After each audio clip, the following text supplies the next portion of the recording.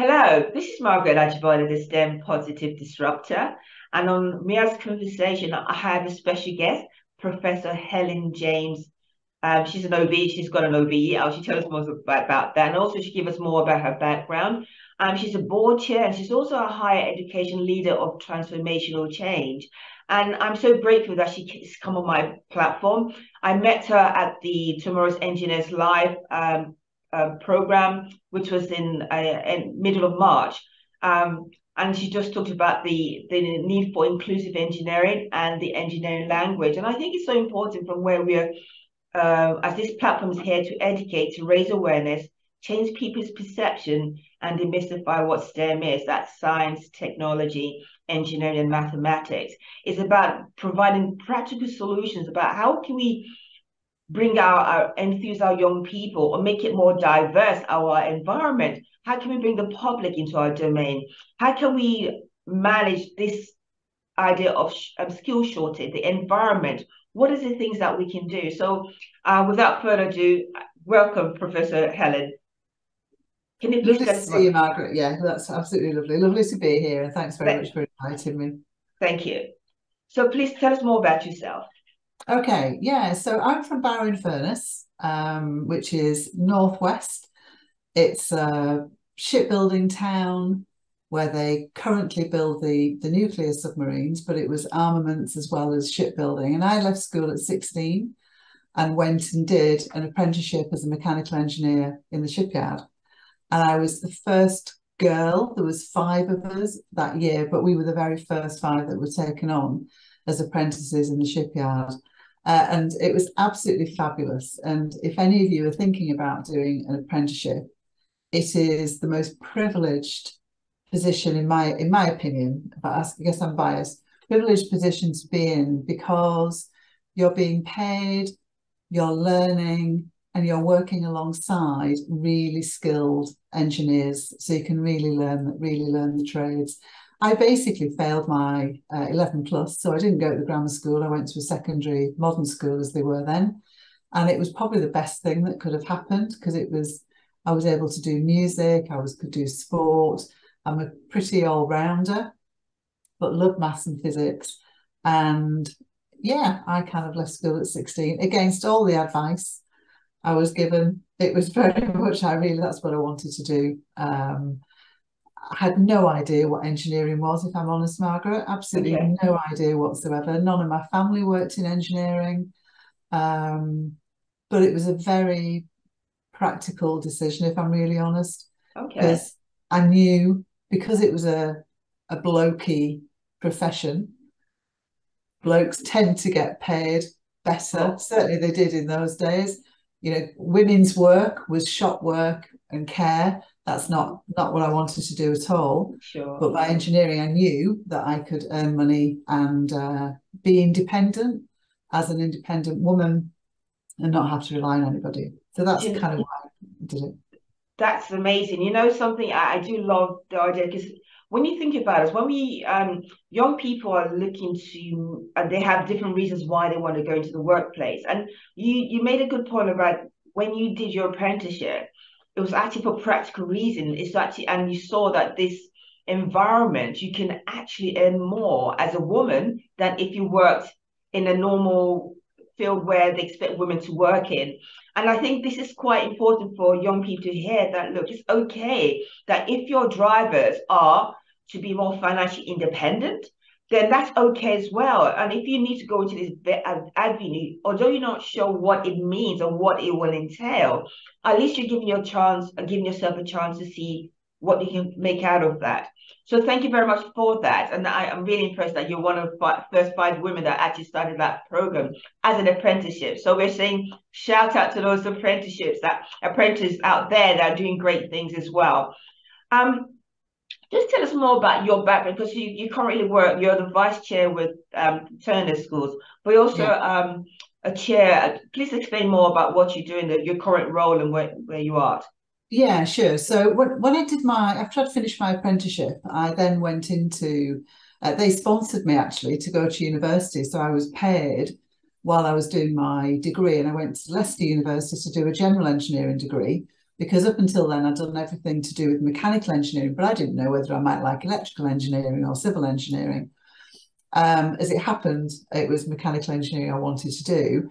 And after I finished my degree, I then moved down to Portsmouth and got a job in the, first of all, at Marconi Space Systems, basically. And we designed and built satellites or parts of satellites, and loved my time there. But then fancied doing teaching, but not school teaching, college teaching. So then transitioned as a lecturer into the further education sector and worked down in Portsmouth, but then moved back up to Cumbria and again worked in the FE sector. Then I wanted a bit more of the research and business engagement. So I then managed to get a job in the university sector at Brighton University. So I tootled back down south and worked at Brighton University, where I was there for 10 years, but had a number of different roles, including business development, commercialization of intellectual property, working with businesses. It was really absolutely brilliant, loved it. And then I was headhunted for a job in North Wales, which was to create a university. And it was an institute of technology at that time, and they wanted it to become a university. And I was part of a small senior team that was headhunted from different universities to create a university, which we did. Which is now called Glyndŵr University in Wrexham. Very much about widening participation and enabling people from all walks of life to be able to go into university. And then after I was there for quite a number of years, actually, and during my kind of journey through the different jobs, I did a master's in education. And I did that because I wanted to know and learn a lot more about me as a woman, and really that kind of feminist lens and understanding why as a woman why did I want to do engineering? Is that a bit odd? And I needed to understand myself rather than just accepting that's what I did. So, and I found that really, really helpful. And I did do some writing and research about gender and women and technology and engineering, which was really enjoyable. And then I did a doctorate. I went to the University of Bath in my 40s. I think I was probably in my 40s by the time I did my doctorate. And that was a doctorate in business administration, which again, I loved. And then I moved I got a job down at Canterbury Christ Church University. And I became the Deputy Vice Chancellor, which for those of you that are not in the university sector, it's basically like a Deputy CEO, Chief Executive type role. So very senior, absolutely loved it. And I had all the kind of academic responsibilities, but they had an ambition to move into engineering because they didn't teach engineering at that time. And so recruiting me, not only did they get a senior manager, but they got a senior manager that had a really wide background in engineering. So over a number of years, and there's real relevance why I'm telling you this story, Margaret, because what I was able to do was, with the whole support of, this was in Kent and Medway, the businesses, local authorities, at the university, further education colleges and schools, all got behind a vision, which was to create an inclusive engineering education in Kent and Medway, and enabling opportunities for people who hadn't previously had opportunities. So, for example, East Kent is the coastal network is quite deprived. So far few people go into university from that area. I suppose Black and ethnic minority students were still quite in low population actually at that time in Canterbury and Kent and Medway. And certainly from a gender perspective, women still were quite underrepresented. And in Kent and Medway, there weren't that many businesses in science and engineering and technology until I started lifting up stones and asking people. And actually what transpired, there was a lot of businesses, but they were quite small businesses, and they weren't celebrated by the region. So this inclusive vision wasn't only about creating a university that taught engineering, but it was part of an ecosystem whereby schools, young people, parents, businesses, universities have all worked together to, I suppose, grow the economy in Kent and Medway, but through engineering. So quite a transformative vision. We were really lucky because we managed to get funding from the Higher Education Funding Council for England, because they recognised its innovation in the education space. But we also got economic development funding from the South East LEP, which was brilliant. And then the university also put funding in. And there now is a vibrant undergraduate and postgraduate provision in engineering. I'm pleased to say that there is a proportion of women academics in that school. It's higher than anywhere else in the UK. Wow. Students, young women, for girls particularly, are going there because they recognise it's an inclusive environment. I set up very strict, I suppose, recruitment profiles that I wanted people that were totally committed to our vision of inclusion, not that they could put reams and reams of academic papers together, which is typical in universities. But I wanted people that were committed to work with industry, that were working on inclusive projects, that we had the medics working with engineers, we had the computer scientists working with the education faculty. And that's really what we've managed to create. So it's still in its early days. It's only 4 or 5 years old. We have a fabulous head of school, Anne, and she's totally committed to it. And the people that we've recruited are totally committed to it as well. So the relevance behind that, I know I'm talking a bit.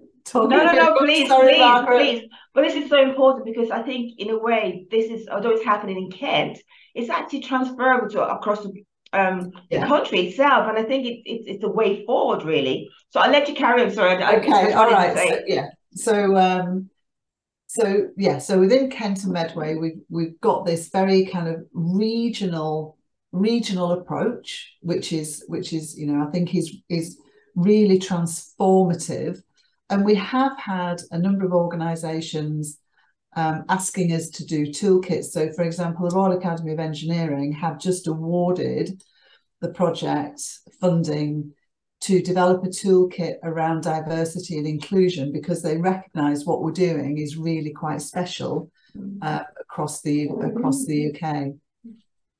So that's one project. I'm also vice chair of Turner Schools, which is a number of primary and also secondary schools based in Folkestone. They are passionate. One of them is a brand new school. Okay. It's a free school, and I was initially recruited again because of the engineering and technology, but they wanted to embed engineering throughout their curriculum. Wow. So they now have engineering right from year 7 all the way through. They do GCSE in engineering, and so again, there's a kind of a bedrock of testing ideas and getting a commitment. There's lots we need to do there, and one of the things that you mentioned at the beginning was around language and engineering language. Yes. And one of the things I'm really pushing at the moment and pressing is while we talk about STEM, and I can see real value in talking about STEM, I'm really interested in emphasising the E, engineering, in the middle, because I think people understand what science is. They understand maths. They even understand technology because they're working with it. Yes. But people are not confident about using the word engineering because it's, it's other people over there that do it, or what is engineering? And I want to get engineering demystified, and I want it to become normalised, that that it doesn't matter whether you're a primary school teacher, secondary school teacher, you will use the word engineering, yeah, because you're not frightened of it anymore. You've got indeed. a confidence about it. Mm-hmm. And so the teachers in the Turner schools, I'm encouraging them when they're working on projects to say, but this is what engineering is. This is an engineering project. It's just applying all the subjects to create something. So gradually breaking down the barriers. I also sit on the Royal Society's Education Committee, and again, that is very much linked from a kind of a technology-based, a technical qualifications aspect. Mm-hmm. So trying to feed in influence, because they're very influential with government and other kind of policy networks. Mm-hmm. What is that? 3 of them? I can't remember now. And of course, the final one, actually, I'm chair of the Education Skills Strategy Board for the Institution of Mechanical Engineers. That's my background, it's my profession. Sure. And I took on that chair 12 months or so ago. And so again, I'm being now as chair, being able to, I suppose, be out there advocating and leading the institution in its work to do with education skills and making sure that our qualifications, our programs in universities are at the leading edge, you know, sustainability, for example, being embedded, and inclusive curriculum. So I've got fingers now in a number of different pies that I can lever some of these changes that I want to see across the board.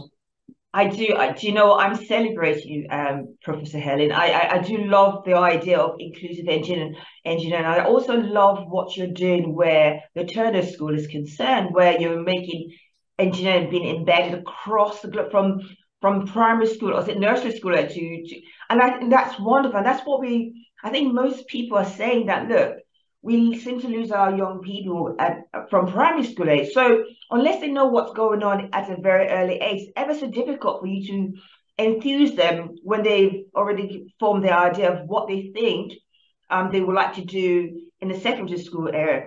And I think seriously, I am celebrating what you've achieved and what you're doing right now, and also what you're doing across the different areas that you're working or you're involved in.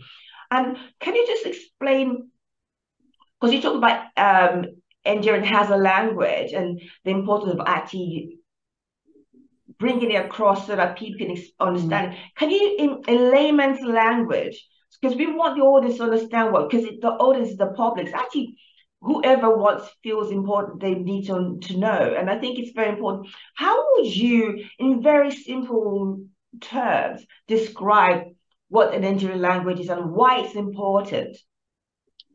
So engineering for me is using all the other subjects, but bringing them together and applying it to create something. So we can talk about an engineer, we can talk about an engineering process, and I guess what I'm trying to do is say, just in the way that people will talk about science or maths, let's talk about engineering, as opposed to, oh, well, it's something I really appreciate. I'm not doing this in Please, no. Their language. I'm kind of going around in circles a little bit, but everything you see around you, everything you touch, everything you interact with has been engineered. Mm-hmm. You know, whether it's a laptop, whether it's I've got a picture that I'm looking at on my wall, the frame will have been manufactured, and engineers will have been involved in that process. And I think the wonderful thing about engineering is that you can go into any of the workplaces. So the health sector, for example, you know, in a hospital, hospitals recruit engineers. Mm-hmm. Everywhere you go, there are engineers, but we don't use that engineering language. We'll say, oh, well, we've made the laptop, or we've designed something. Yeah, We that is so created true. something. So we use other words because we're Yeah, familiar with those other those words, words. Yeah, rather yeah. than saying engineers. Engineers. Yeah, it's been engineered. Uh, Yeah, do you know something? You made a point about in the importance of normalize. It's about making it a regular thing that you say all the time, that people can then begin to understand, appreciate it more. Because as you mentioned, science, you do know, because science, they talk about science, or we sometimes they include engineering as being science, where it's not really true. Technology, we know about technology because we talk about technology all the time. Mathematics as well, that's the same thing. What engineering is concerned, we are lagging behind because we don't make it, it's not as normal as the other subjects that we talk about. And I think it's so important that we promote that engineering language. We try and embed it across the board that people can resonate with it and it become a normal thing rather than thinking, what is engineering? Really, what, as you talk, the frame on the picture, what it's engineering, it's manufactured, isn't it? It's engineering. So it's about, yeah, normalizing it. So thank you so much for that. And so I want to go back to what you did with Christ Church yeah. about it's about interdisciplinary, getting people different skill or different expertise to come and work together. And also, I'm moving a bit. With the Turner schools, about you said about embedding engineering from the outset. How did you, how did the proposal come across, and what are the key recommendations that enable that to happen? Because I think this is something that most of my guests have spoken about. We needed to be embedded. It has to be integrated from an early stage. But we seem to be struggling with that. But you seem to have found a solution, although it's still in a testing mode, but it's working. I think it's in its infancy still. I Okay. think Okay. what's going on in Christchurch probably is less in its infancy because it's about 4 years old now. I Mm-hmm. think within the Turner schools, it's there Mm-hmm. in that there is engineering embedded across each of the years, but I wouldn't say yet that engineer. We're just doing the strategy actually, and so it's really relevant at the moment Okay. because Mm-hmm. I'm testing with them what is their appetite Mm-hmm. for engineering Yeah. to be much more explicit and inclusive, not only Mm-hmm. in a design technology or an engineering course, but actually, why don't we talk about engineering if you're in an English literature class, So or if true. you're in an English class, or if you're in an arts class? Why engineering shouldn't be just associated with the engineering or design technology. And I had this when I was talking with the DFE, because they've actually set up a new teacher training qualification for engineers to go and teach. But it's called Engineers Teach Physics. Mm-hmm. And what I'm saying to them is, it isn't about engineers teaching physics. It's about engineers going into schools and teaching in schools.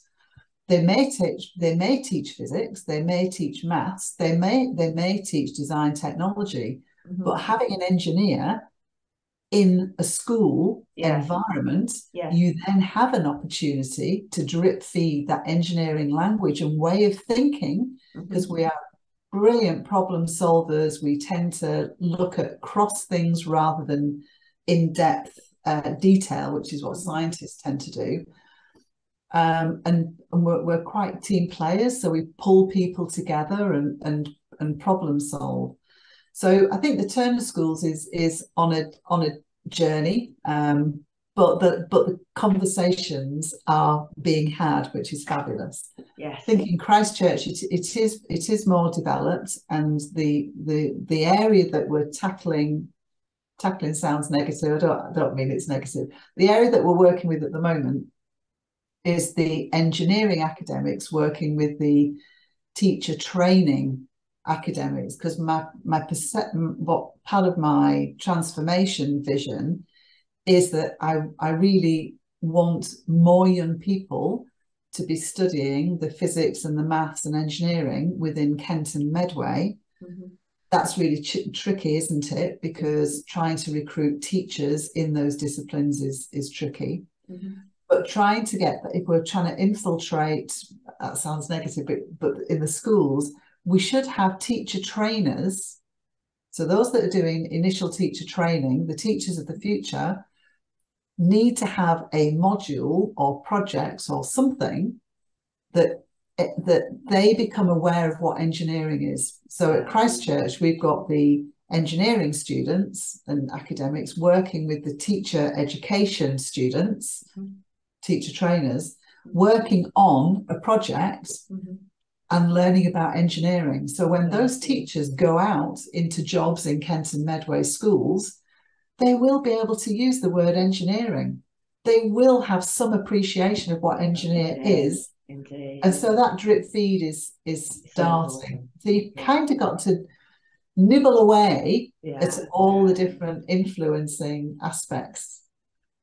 So true. I do agree with 100%, and I think this is so important. And I think it's very important where education is concerned. If we want to enthuse our young people to get them started, we need to. It's not just about the students; it's also about the teachers as well. It's about understanding what needs to be done and then embed it and make it be a normal thing, a normal conversation. Because when it becomes a normal conversation, then you're not overthinking about what is this or what is that. So, you know, I'm impressed. Seriously, I'm celebrating, Prof. That's lovely. That's lovely of you, Margaret. No, but it's true though, because again, unless you have vision, unless you can see things beyond the norm, you cannot make that change. And you know, the thing is, you've got a platform, and you're making use of that platform in such a positive way to bring that change that we've been crying about for so long. So again, I said thank you so much for that. Fast forwarding now. I know that there was an event in 2022. I think it was the IMAKE event, and they said there was about inspiring outreach to engineer solutions for the future challenges. So very briefly, you know, we talk about the skill shortage quite a lot. We talk about the environment, lots of things that we're talking about. You know, even we don't even know what future problems we may have, but what does that mean by inspiring outreach to engineer solutions to future challenges? Yeah, so we've talked about teachers, we've talked about universities and colleges and whatever. So for me, the outreach is where we have engineers going out into schools, doing engineering projects. So we have organisations such as STEM Learning, Engineering UK, Institution of Mechanical Engineers. There's other organisations that do it. And they go out and into schools, and the schools, the teachers, the young people will work on projects. And that really is part of building engineering capital with those young people and teachers. So again, it's about that engineering language. So that by having engineers going out, talking about engineering, working on projects that are linked with engineering, and increasingly those projects are to do with sustainability, they'll be do with artificial intelligence, a whole range of different things. There's one organisation that is confident about using engineering in their name. And I think they're an amazing organisation. They're called Primary Engineer. All right. But they do masses of outreach work at primary level and secondary level. And there's no apologies whatsoever. They talk about engineering. And I just think that's amazing, because some of the other organisations, in my opinion, are hiding behind STEM, even though they are engineering organisations. I'm really pressing them to be more confident about using engineering. If we have organisations that are about engineering, but they're using STEM rather than engineering, I think we're really missing a trick. I would say, you know, we have now got more young people, well, more people studying engineering and technology degrees than we've ever had. So it has been increasing. It's increasing at a similar rate, though, to the expansion of the university. So I wouldn't say it's expanding at a higher rate. Yeah. We're somewhere a little bit behind in terms of the numbers of females in engineering, and it does depend what discipline you look at to know what the percentage of women are in the engineering and technology disciplines. Unfortunately, mechanical is one of the lower proportions, but general engineering, chemical is tending to be does tend to be higher. So it's about engineering capital, Margaret. It's about more people having those conversations about engineering. The group that we haven't mentioned at all, and it was a group of people that I was really targeting when I was in North East Wales, when I was at Glyndŵr University. I set up what was called then Techniquest Glyndŵr, and it's a science centre. Okay. And we set up the science centre because, well, for a number of reasons, really. One was to get parents over into a university environment, because in the region, it was a lower participation area. Quite working class. People didn't aspire to go to university. So there was one thing about helping people feel comfortable being on a university campus. But there was another thing, which was about engineering. So we did invest in, and we got some funding from Welsh Government to create a science centre in Wrexham. And that was all about parents learning alongside their young people. And it was primary kids all the way through. Brilliant. So the breaking down barriers, it was about intergenerational learning. Now, I haven't yet managed to persuade Kent and Medway to invest in a science centre, but seriously, that whole engagement with parents is an aspect that we need to be engaging with in some form or another, really. You made a good point, and that's so important, because they are the ones that help their children to make decisions about what career path they're going to go on, or at least they look onto them anyway. Because sometimes with the career service, that doesn't always work, because they also are struggling where engineering is concerned. So I think that project that's working in Wrexham, they should really. I think it's something we should really shout about. We need to promote it, and I don't know how, but we're going to use this platform to do that. And I seriously, Helen, I'm so grateful that you've come on this platform. I love the idea, and it's not just an idea, but it's a reality for us as engineers to think about using the engineering as a norm, using engineering, the word engineering in a normal context, because that's the only way we can demystify what people see as engineering or what engineers do. Because if it becomes a normal word across how we speak and how we use it, then I think people can start appreciating, because they can see tangible ways that engineers are making that difference and what they use, because engineering is everywhere. And we need to celebrate, we need to raise its profile so we can make that difference, so that when young people, adults are helping their young people to make decisions, they can see, or they can visualize what it means to be an engineer, what an engineer does, and how engineers is so infiltrated or integrated in our society as a whole. So, thank you so much. I can talk with you all the time. But just one thing, very, very short, just I said, not very essential. What would you like the audience to take away from this? Very briefly. That engineering is inclusive. Because if we're not inclusive, we will continue to design products that all of society cannot engage with. A daft example, but if you think about a handbrake on a car, it is only now, with the advent of technology, that actually we don't have to yank the handbrake up. I don't know about you, but my husband used to pull it up and yank it so high I couldn't even then undo it. And that's because you've got men designing for men, and they're not designing for the total population. Things have moved on, I know that. Yes. But yeah, so for me, it is inclusion, and it's about creating an inclusive society. Thank you so much. I so appreciate you. I celebrate, and I seriously, I love the vision. I love what you've done across the board where you are and what you're doing right now. Do you know something? I would love to call you back on the platform because there's so much I can talk with you about, because it's so important. I know we was laughing, but it's what you're doing. It's something that it can make a difference if we look at it in a broader context. And I think you're doing great work. Thank you so much. Appreciate it. Thank you. Thank you. Pleasure.